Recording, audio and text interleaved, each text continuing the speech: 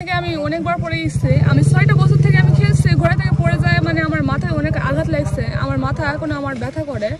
তো আমি গাবতলী গেছিলাম, যাওয়ার পরে আমার হাত ভেঙে গেছিল, ওখানে অনেক কষ্ট করছিলাম, করার পরে এখানে আমি খেলতে পারিনি।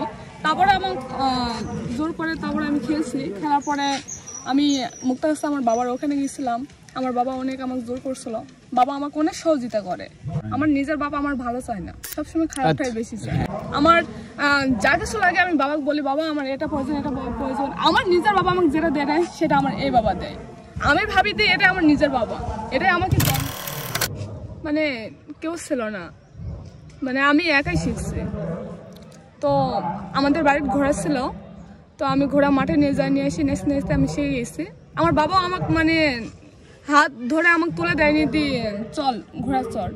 আমি একাই চড়ছি, চড়ার পর আমি শিখছি। শেখার পরে আমার বাবা একটা খেলাতে নিয়ে গেছিলো, নিয়ে যাওয়ার পরে ওখান থেকে আমি এখন ইনশাআল্লাহ গোটা বাংলাদেশ খেলতেছি। আর গোটা বাংলাদেশ এখন বর্তমান ভাইরাল হয়ে গেছে। প্রথম ঘোড়সওয়ারি তাসমিনা এবং আরো সাথে রয়েছে আমি মোহাম্মদ বজলুর রহমান, মুক্তাগাছা ময়মনসিংহ মুক্তাগাছা থেকে আসা পৌরসভার কাউন্সিলর এবং দ্বিতীয় প্যানেল মেয়র দায়িত্বে আছি। তো আসলে এই ময়মনসিংহে এসে কেমন লাগছে? না, অনেক ভালো লেগেছে আলহামদুলিল্লাহ।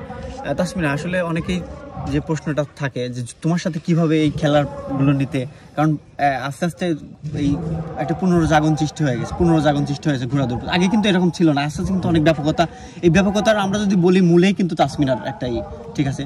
তো আসলে তোমার সাথে কিভাবে যোগাযোগ করবে যারা মেলা কমিটিরা, কিভাবে যোগাযোগ করবে? সাধারণত তোমার বাবার সাথে যোগাযোগ করবে নাকি কোনো মাধ্যম আছে যোগাযোগ করার জন্য?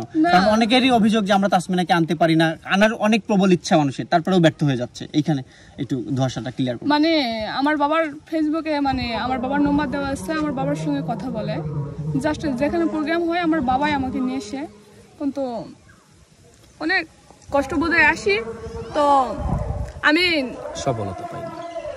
মানে মেলায় এসে কিরকম কেমন একটা অ্যামাউন্ট নিয়ে যাওয়া হয় বাড়িতে? মানে আমি পিক আপে চলে আসি, আসার পরে আমার ঘোড়াও আসে, জানি না আমার ঘোড়া কালকে কেমনে এভাবে হয়ে গেছে। আমার বাবা পিছনে ছিল, তো আমার বাবা খেয়াল করেনি, এটা মানে ভাগ্য ছিল, হয়ে গেছে, সমস্যা নাই। তো আমাকে আমার বাবার সঙ্গে কন্ট্যাক্ট হয়, আমি সব মেলাতে যাই, যাওয়ার পরে আমার বাবার সঙ্গে নেন হয়, আমার সঙ্গে না। আচ্ছা আচ্ছা। এমনি তোমার কি মানে তোমার কি একটা মেলা আসে, যেমন এই মেলাটায় আসো, হিসেবের মেলা আসো, এখান থেকে তোমার কি বেনিফিটেড? তোমার বাবাকে এখন তোমার বাবা তো ঘোরা নিয়ে আসছে, তোমার বাবার জায়গায় অন্য কেউ ঘোরা নিয়ে আসলে তাকে তো একটা করা হতো। তোমার কি এখানে কোনো মানে বেনিফিটেড আছে কি না, বা তোমার কি একটা বাজেট আছে কিনা, বা তোমার কি কোনো, তুমি কি নিয়ে যাবে বাসায় এখান থেকে মেলা শেষে? আমি তো এখানে আমার সঙ্গে তো কন্ট্যাক্ট হয়নি, আমার বাবার সঙ্গে কন্ট্যাক্ট হয়েছে, জানি না তারপরে কি দিবে। আমি শুনছি নাকি আমার জন্য নাকি একটা পুরস্কার নাকি আলাদাভাবে আছে।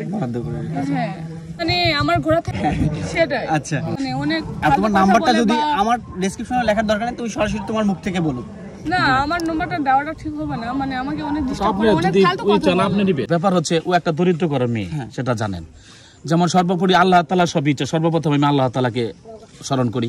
আজকে তাসলিমা অনেক জায়গায় আছে, অনেক ভাবে অনেক আল্লাহ তাআলা নিয়ে যায়, হয়তো জানি না আল্লাহ তাআলা তাসলিমাকে এই পথে কেন আনছে, সেটা আল্লাহই ভালো জানে। কিন্তু একটা দরিদ্র ঘরের মেয়ে, ওর বাড়িতে আমি গেছি, ও আমাকে বাবা বলে সম্পন্ন করে, ও অনেক আমাকে মূল্যায়ন করে। তো এর উপরে ভিত্তি করে ওর যে কথাটা উপলব্ধ মানুষ ওইভাবে সঠিকভাবে বলতে পারে না। ওর বিষয়টা হচ্ছে এটাই, মানুষ খেলাধুলা করে মেয়েরা অনেক দেশে আগে গেছে, হয়তো আমি এটাকে একটা আনকমন ভাবে হিসাবে নিছে যে এটাও যেন ও আগে যাবে, কিন্তু পারতেছে না, বিধা আপনাদের কথাটা বলতে পারতেছে না। ও এটাই, যেমন আমি যতটুকু আমার ওরকম সাধ্য নাই, তারপরে যেটুকু করার আমি ওকে করি। ও আমার অনেক নাম লয়, যেমন আপনাদের কাছে বললো আমার মনে হয় যদি আমার চেয়ে কেউ আরো বেশি সহযোগিতা করতো, ও এরকম ভাবে মিডিয়াকে বলতো যে আমাকে ওনারা এরকম সহযোগিতা করে। ওর ইচ্ছাটা এইটুকু, ও অনেক দূরে যেতে চায়, ও নিজের পায়ে দাঁড়াইতে চায়, বাংলাদেশকে একটা পর্যায়ে নিতে চায়, এবং বিদেশের কাছে পরিচিত হতে চায়। ও তো আছেই পরিচিত, আরো পরিচিত হতে চায়, আর ওইভাবে ওই বিষয়টা আপনাদের কেউ বলতে পারে না। আর ওর যে রাগটা খুঁতটা, ও অনেক দূর থেকে অনেক কষ্ট করে এখানে আসলে, সেটা আপনাদের একটা মানুষকে কখনো বললে ও না করে না, ও চেষ্টা করে। ঠিক আছে, সোনা চেনে, তারপরে রতনে চেনে রতন, এটাই আবার যদি একটু কনভার্ট করা যায় ভিন্ন দিকে যায়। তো সর্বোপরি এই প্রতিপাদ্যে আমরা বলিয়ান হয়ে আজকের পর্বটি এখানে সমাপ্তি টানছি।